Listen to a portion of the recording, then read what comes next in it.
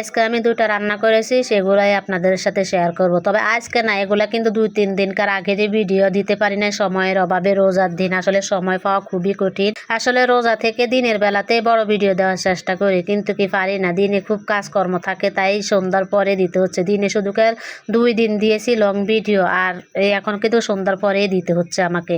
তো আসসালামু আলাইকুম, কেমন আছেন আপনারা সবাই? তো এই যে এখানে আমি সাজনার ডাঁটা, ডাল নিয়ে নিয়েছি, নিয়ে ফ্রাই প্যানের মধ্যে সব ময় মশলা নিয়ে নিয়েছি। এখানে আদা রসুন বাটা, জিরা বাটা, তারপরে হলুদ, মরিচ, কাঁচামরিচ, তারপর টমেটো, সব কিছু দিয়ে ভালো করে হাত দিয়ে মেখে নিচ্ছি। আমি কিন্তু মাঝের মধ্যে তেলের মধ্যে কষিয়ে রান্না করি, তো আজকে ভাবছি একটু হাত দিয়ে মেখে রান্না করি, কেমন লাগে।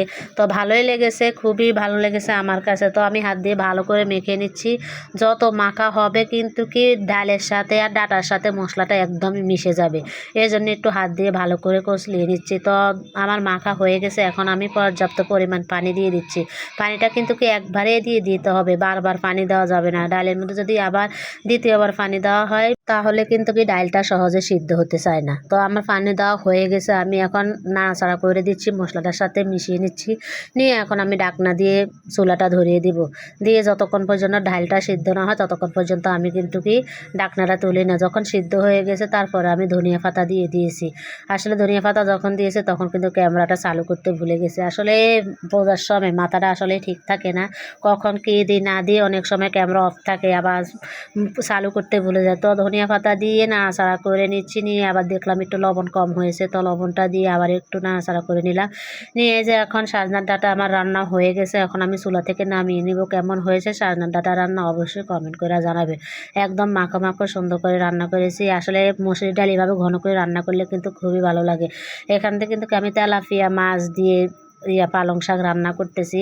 আমি মাছ কিন্তু কি আগে ভেজে তুলে নিয়েছি, আর ময় মশলা সব কিছু দিয়ে, ময় মশলা বলতে আপনারা তো জানেন রান্না করতে কী কী লাগে, পেঁয়াজ, কাঁচামরিচ, হলুদ, আদা রসুন বাটা, জিরা বাটা, সব মশলাগুলা দিয়ে আমি ভালো করে কষিয়ে নিয়েছি। যখন কষানো হয়েছে তারপর আমি শাকটা দিয়ে দিয়েছি। শাকটাকে এখন ভালো করে উল্টে পাল্টে নাড়াচাড়া করে ঢাকনা দিয়ে দিলাম।